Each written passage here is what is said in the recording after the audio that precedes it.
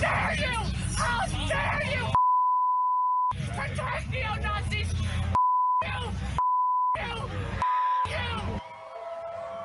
Wow, Nancy Pelosi sure seems excited over the Super Bowl.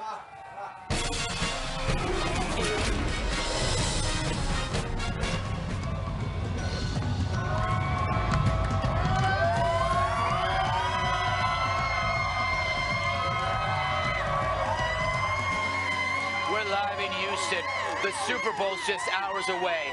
But let's talk politics, because politics is my Super Bowl. And Donald Trump is doing so much, so fast. He's like a movie franchise releasing all of his sequels at once. In a world of injustice, one justice reigns supreme. Nude Man on a Unicorn Films presents Neil Gorsuch, with special appearances by Jean-Claude Van Damme and Dolph Lundgren. So was that a surprise, was it? Executive Action 2, Supreme Justice. It's even better than the first. And no one can handle Trump, including the frantic media, the bedwetting celebrities, and this, America's sweetheart. You should be ashamed of yourself! You should! It's not up to these students to kick the of a neo-Nazi! They don't have to raise their fist! They were taught to be peaceful! You! You! It's coming from a professor. I'm a professor! She is sexy. That's right, that is a professor screaming at the NYPD. What a peach. A rotten peach. She's a professor. Hey guys, she's a professor. And you're here to protect the Nazis! So you! God, those kids should not have to take fists off to neo-Nazis, and you're putting them in that situation. Go to hell! NYPD! I bet she smells great. Like a dumpster full of old salad. Meanwhile, former comedian Sarah Silverman demanded a violent coup. At the same time, leftist scum were destroying the liberal utopia that is Berkeley. She walked it back. She's about as edgy as a panda fart. Then there's Deborah Messing, who tweeted support to the same creeps in Berkeley. You gotta hand it to Trump. He is driving the worst people crazy. I love it. They're all turning into this. I'm disgusted! I'm a professor! How dare you! How dare you! Protect neo-Nazis! You! So what is she a professor of exactly? How to be a soaring jackass?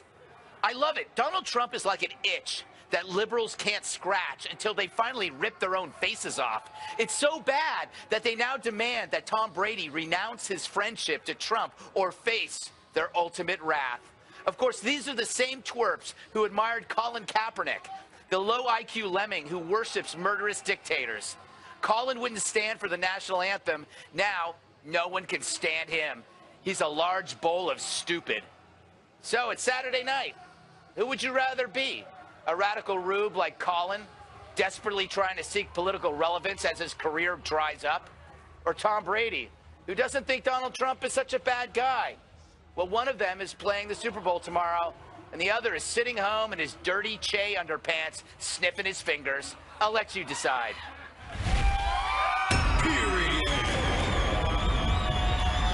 Let's welcome tonight's guest.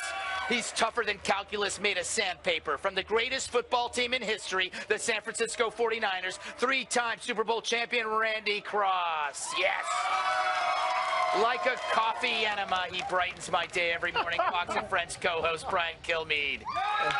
She's as grim as she is slim. National Review reporter, Fox News contributor Katherine Timpf.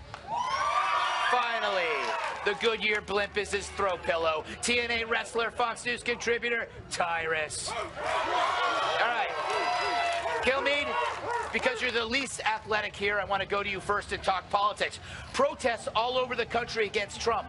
It's like Trump is starting a mutiny, and the more action that he causes, the more I kind of like him. Yeah, well, think about this. And in London and Australia today, and the thing is to keep in mind that I haven't spoken to one person who voted for Donald Trump that's disappointed in Donald Trump. Because this is exactly what he did. He basically took his speech of his collection of speeches from his running for president, and one by one he's checking them off. And people are outraged by it. Now, was the rollout on the executive order on the 7-nation pause bad? Yeah, absolutely. Was the communication bad? Absolutely. But since then, think about it.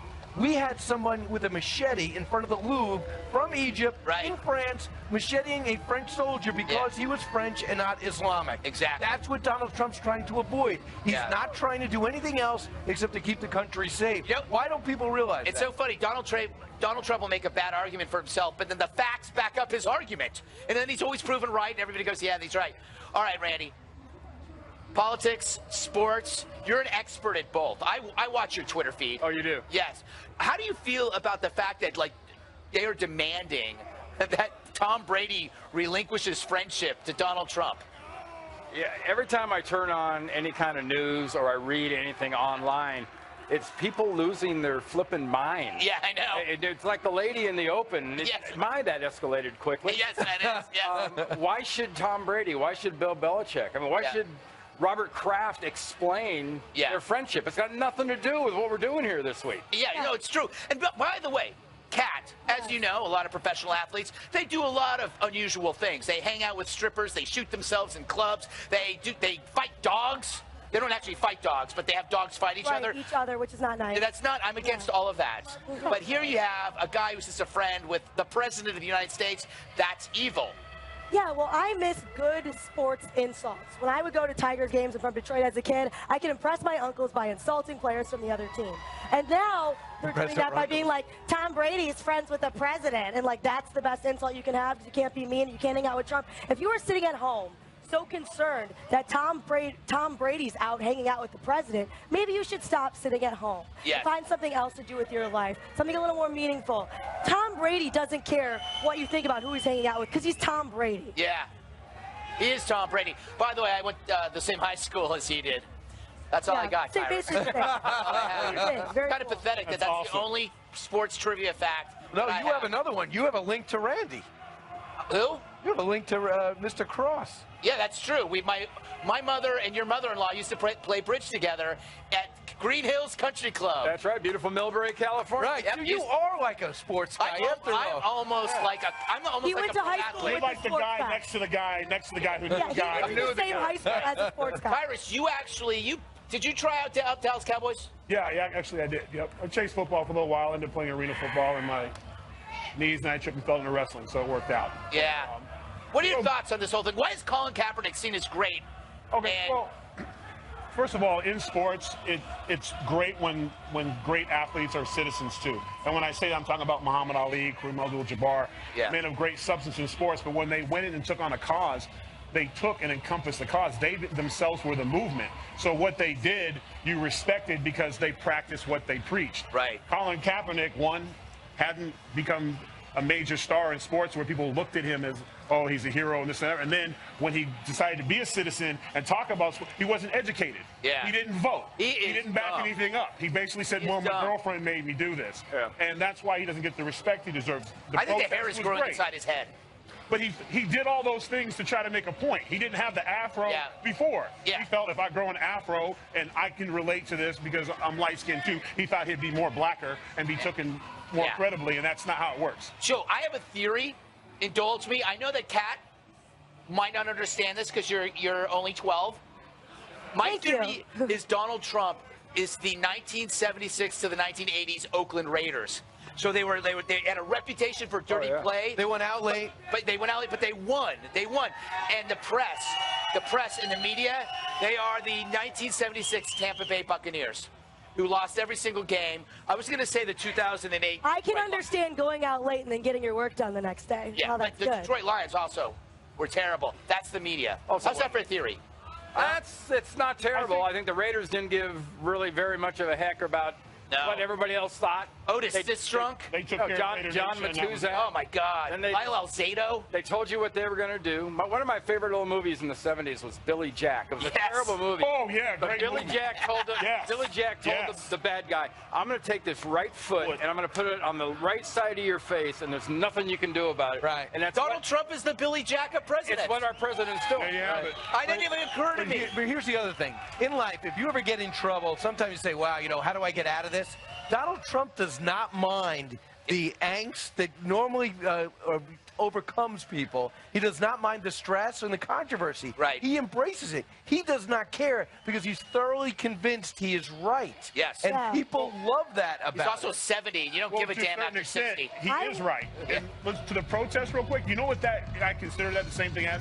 They watched their friend Hillary get beat up in a street fight, and no one did anything. Yeah. She didn't vote. And then when she was laying down, now they're like, oh, what happened? I have another Let's do theory. something. So they're going to protest everything to make up I don't for not think they doing like anything. Hillary. That's I don't think it's about Hillary. Professor Lady. That's screaming Professor Lady. She was alone. It's important to note that she was there by herself. By herself, yeah. She was defending the students. That is a woman that gets paid to teach kids. By the way, there's no, I noticed that almost all athletes are conservative. And here's why, because liberal ethos does not work. You can't have affirmative action for, like, your offensive line. Like, there are no women in the Super Bowl tomorrow. That's unfair. That's sexist. Well, that professor should have been in Chicago in 1968. Yeah. At that march. Yeah. All right, we got to Probably go. mad about something else. We got so much more. Up next, will the halftime show get political? We have no idea, but we're going to pretend that we do.